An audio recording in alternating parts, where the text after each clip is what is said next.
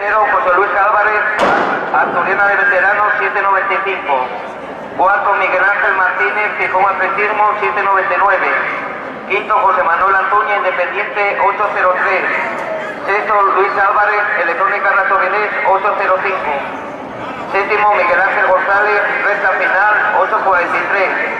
Octavo, Fernando Campomanes, Atletismo La Diana, 848. Cuarta serie. Primero, José Ramón Expósito, Electrónica Rato, 161.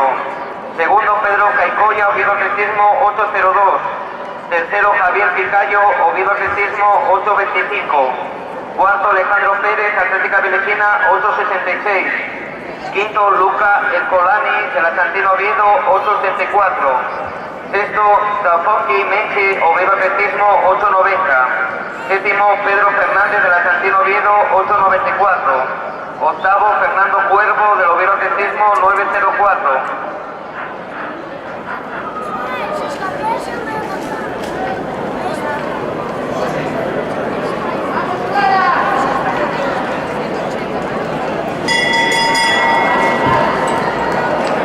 Quinta serie. Primero, Íñigo Sadarte, Universidad de Oviedo, 766.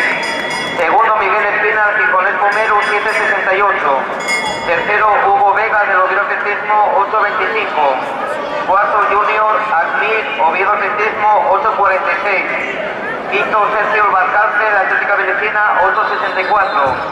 Sexto, Efecto Más, Estadio Gijón, 890. Séptimo, Sergio Rodríguez, Oviedo Atletismo, 902. Octavo, Andrés Chamorro, de la Santino Oviedo, 998.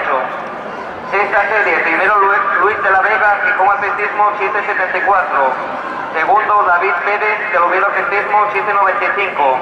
Tercero, Álvaro Herrero, de la Santino Oviedo, 837. Cuarto, Enol Álvarez, de la Santino Oviedo, 861. Quinto, Lizardo Gil, Atlética Vilesina, 863.